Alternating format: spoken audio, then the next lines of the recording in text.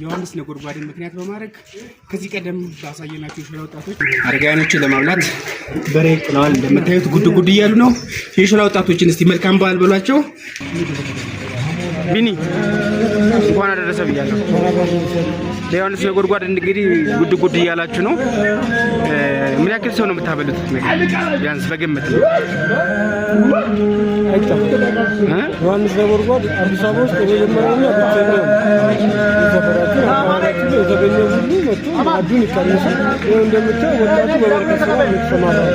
ኦኬ ይህን ለማድረግ ምን አነሳሳ?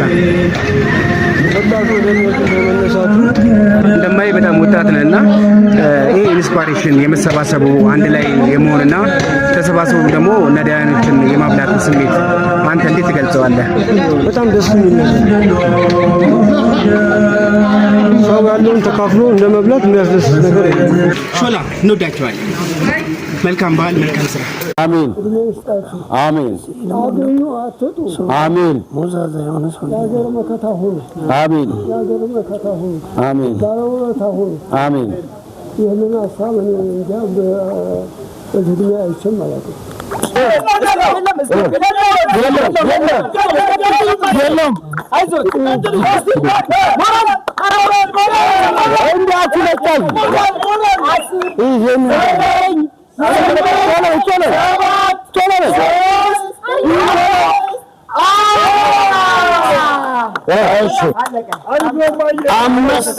አምስት ሊትር ዘይት 5 ኪሎ ዱቄት